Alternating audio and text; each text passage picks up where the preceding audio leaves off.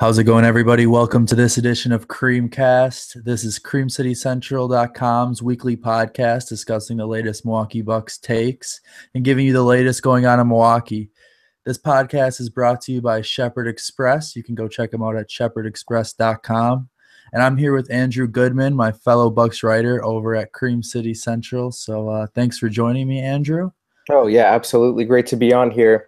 So I just wanted to get into the Bucks games the last few weeks. It was a really tough week for the Bucks. First off, it started off with a 110-91 loss at the hands of the Oklahoma City Thunder.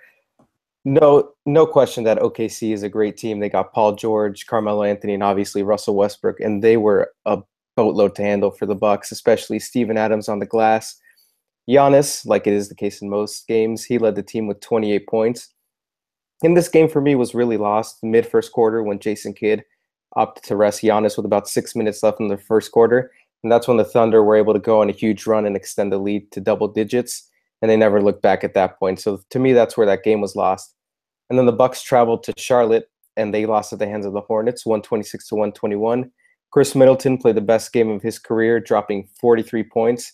And for that game, Giannis was in foul trouble for the whole game, so that definitely hurt the flow of the offense. So Jason Kidd was forced to go to the bench, and it just went downhill from there. In that game, Charlotte made 14 of 25 threes, which comes out to 56%. So obviously that's need for improvement. And they lost to the Detroit Pistons in their next game, 105-96. Again, Giannis, 29 points. But to me, this was one of Giannis's most sluggish games. Detroit did a very good job at packing the paint, making life difficult for Giannis.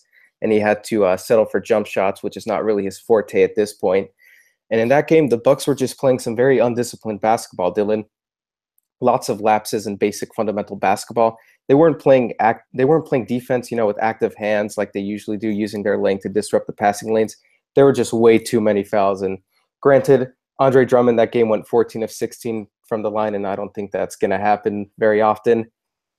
And tonight, the Bucks suffered their fourth straight loss at Cleveland, 124-119.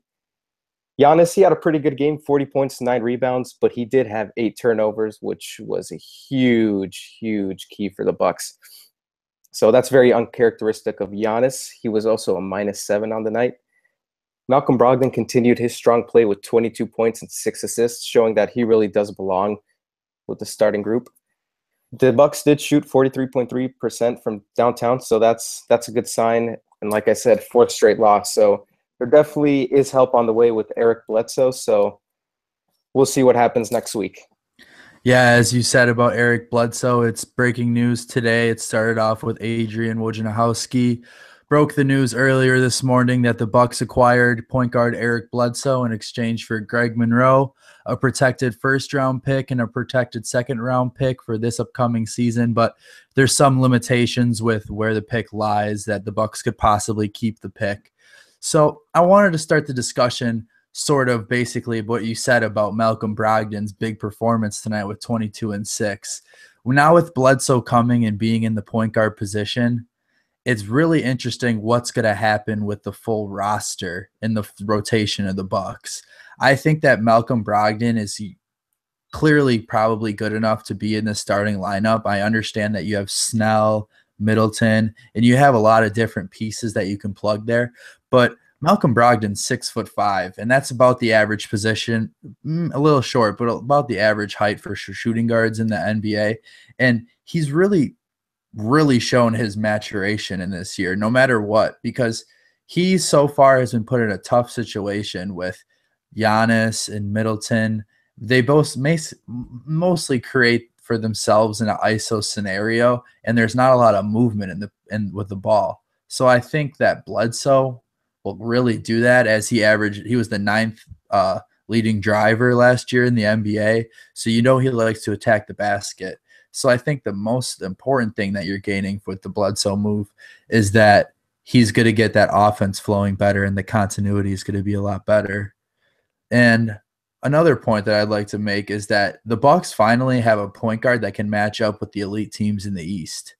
The Wizards have John Wall, Bradley Beal. The Raptors have Kyle Lowry, DeMar DeRozan. The Celtics with Kyrie Irving, and the Cavs are going to have Isaiah Thomas and Dwayne Wade, J.R. Smith, all those guys. So now with Bledsoe, Middleton, Brogdon, you kind of are starting to get that three rotation, guard rotation, where you can compete with those teams in the East. And I think that's really a big hump that they got to get over is being able to defend and keep up offensively with the guards, because that's something that they haven't had in a while, and they haven't had a guard that's made players better in a while, which I think that's what Bledsoe will do. Now, it's easy to think that his numbers were a little skewed a little bit because he was on a bad team he averaged 21, 6, about 5 rebounds last year for the Suns when he played. So a lot of questions are, did he have elevated numbers?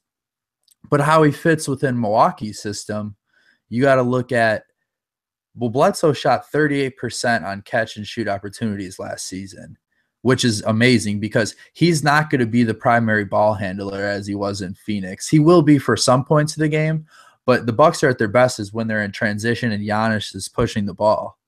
So you can easily see that in transition, Bledsoe's going to be able to run the floor, get into the corner where he can shoot at a pretty decent rate, I'd say with 38%, and he's going to be able to drive to the rim, and he's a very athletic guy at his position, and he can finish with a lot of contact, and he's just really tough. He's an elite. He used to be an elite defender. He's had some knee problems and some knee procedures in the last couple of years, which have really kind of slowed himself, I guess, a little bit, but he's still very quick. He's long, and the Bucks need help because they're ranked 26 in points allowed per 100 possessions this year. So I don't know. I think it's a good move, but I think it'll take time for the offense to get continuity. But I think you'll see an immediate impact on the defensive end of the floor. What do you think, Andrew? Oh, absolutely. Not only that, but having Eric Bledsoe now just provides so much, the much needed backcourt depth for the Milwaukee Bucks. You would have Malcolm Brogdon, and then Dellavedova would, always be the first point guard off the bench to come in for the Bucks. So now you have the luxury. In my opinion, I think you should move Brogdon back to the bench because Brogdon does have, he did run with the second unit a good chunk of last year. And you don't really gain anything, in my opinion, if you move Tony Snell to the bench because Malcolm Brogdon can initiate the offense, and he has that experience running with the second unit already. And rather, you need Tony Snell out there on the floor at all times because he's usually going to take, the opposing team's best offensive player. So I think Tony Snell is a guy you have to have out there, especially after that contract he signed in the offseason. And he's been an absolute sniper from three this season. Like I said, I love Malcolm Brogdon, but I think he is a better fit if you move him to the bench just because when the bench unit comes onto the floor, you're going to have someone there to initiate the offense. And this move, acquiring Eric Bledsoe, not good news for Matthew Dellavedova. I think that's a good thing for Milwaukee Bucks fans. He has not lived up to the contract that he signed with the Bucks about a year and a half, 2 years ago. He's been very disappointing. And for me, it's really out of the question to even think about benching Chris Middleton. I think that's just ridiculous. He's definitely the Bucks' second best player, and if you just move him to the bench, you are losing so much. And more than that, having Bledsoe, this looks like the Bucks are going to go more towards a small ball, and I think we're going to see Giannis Antetokounmpo play the five more. And this is also big news for John Henson. This is his opportunity to shine right here. He's had a very inconsistent 4 years with the Bucks, but this is his time to take over and show that he actually belongs starting five. And like I said, Eric Bledsoe, pretty decent shooter. He shoots a career 48% on two-pointers. Yeah. He's not a terrific three-point threat, but he can get to the rack at will. And like you said, he's ninth in drives per game, according to last season. And his per 36-minute average are 17.5 points per game, 5 rebounds, 6.1 assists, and 1.9 steals over his career. So obviously, those are some pretty big numbers, and that's certainly a welcome addition to the Milwaukee Bucks. He's a huge addition for the Bucks, but I don't think they're up there with the Cavs or the Washington Wizards yet, but I do have them, up there better than the Raptors as the third best team in the East. So in a perfect scenario, and like you said about the Bucks going into small ball, what would you say that their small ball lineup is? That's at Giannis at the five, I'm assuming what you're saying? Yeah, that would be Giannis at the five, and my only change is moving Brogdon to the bench. So you just slide in Bledsoe for Brogdon and trot out that usual lineup. So it would be Bledsoe, Snell, Middleton, Giannis, and then John Henson. John Henson, I like that for sure. See, I like John Henson. I really do. But as you can see in the Cleveland game when he got the technical, it's just a time and place for him. He really needs to like learn how to just go with the flow of the game. He gets really upset for some reason about everything. And even if it's not necessarily, it could be the worst call in the world, but and when you're playing Cleveland, you can't give up those points. You can't give up those swings. It's his emotions. And you're right. With Moose leaving, this is his time. The Bucks. It was to give Eric Bledsoe on his team, but if you really think about it, they're entrusting Henson with a lot here. And I don't think Thon's going to be the guy late in games. I mean, you're starting him kind of just to get more minutes and experience, I'm assuming, but he can't hang with the big men in the NBA. But I agree with you. I think the small ball could be something that's very interesting. And I think that they can use to their advantage because they can push the ball a lot with that group. Yeah, absolutely. I'm a fan of John Henson too, but like you said, there are just times where it just looks like he doesn't care, doesn't put forth that 100% effort that, his other teammates do. And, there were at times that he did look a bit lost on the defensive end, but he's a good asset for the Bucks with using his length to block shots and protect the rim. But, he's just got to keep his head in the game and keep his cool and not let his emotions get the best of him. And he really needs to become a more aggressive offensive rebounder and defensive rebounder for that matter. They give up way too many inopportune offensive rebounds to the other teams, and it's usually at the worst time. You saw it tonight in this game tonight. Kevin Love was in there keeping the ball alive, tipping it in. I understand Giannis gets a lot of rebounds for the team, and he had 5 fouls at the time, so he had to be careful. But at that point, Henson needs to be aggressive. He needs to go and get it because there's no one else that's going to get the rebounds, in my opinion, or it needs to be a collective thing as a group. No, you're right. Kevin Love was just giving the Milwaukee Bucks serious fits tonight, and I'm sure they're going to see him in their nightmares tonight. Kevin Love had 16 rebounds on the night. John Henson and Thon Maker, both of them, they combined for 4 rebounds. So, when that happens, not looking too good for the Bucks. And, Thon Maker has really, really struggled to start the season. Obviously, he's a young talent. Preach patience. He's very young. But, he looks a step slower from last year, and he doesn't look as confident in his three-point jump shot. He was 1 of 4 tonight, and all of his looks were pretty wide open. Just couldn't get him to fall. Do you think that there will be a problem because Eric Bledsoe is so predominantly ball dominant and he was in Phoenix with Giannis? Because there's going to have to be some give and take here.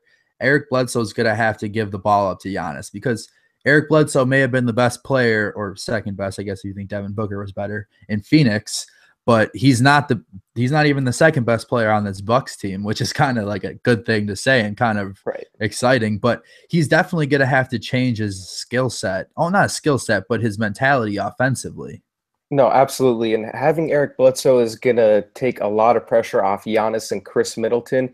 They're going to have a little more luxury, to move more freely without the ball. And more importantly, they're going to be able to rest more. Tonight, Giannis played 40 minutes, Middleton played 41, and Snell played 40.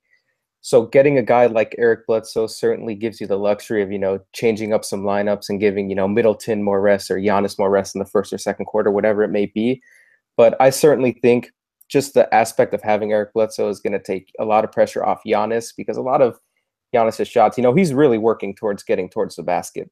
It's not very easy, he makes it look easy, but all his buckets are hard earned, Absolutely. And Giannis will have he won't be afraid to kick it out for the open 3. As you can kind of see, he's really sometimes hesitant in who he passes to when he gets stopped on a drive. But now with Bledsoe on the team, the defense won't be pushing in on him and pinching in on him as much because you have to account for him, Middleton on the other side, and like you said, Snell's been absolutely amazing this year in every facet of the game, defensively, offensively, shooting the 3. He just seems to be in the right place at the right time a lot this year. Yeah, absolutely. The only knock on Tony Snell is he doesn't shoot very much. He was 3-3 tonight from the field, 2-2 from 3. But part of the problem is I think he concerts more of his energy towards the defensive end, which takes away from his offensive game. But I would love to see Tony Snell jack up more threes for sure. He's been shooting lights out this season. Yeah, and I definitely think that Bledsoe definitely puts them at near the top of the East. I would say probably I don't know what you'd say, but I think they're a top four team in the East talent wise, but they just have these weird lapses in games against bad teams. And I'm hoping Bledsoe will kind of stop that and kind of have the talent go above maybe the mental lapses where they can kind of take it easy against these teams and not give 100%. But when they seem to be getting like ready when they play against the Cleveland Cavs or Boston or whoever it is. Yeah, sometimes it takes getting a guy like Eric Bledsoe, and that really elevates the play of, the rest of the team.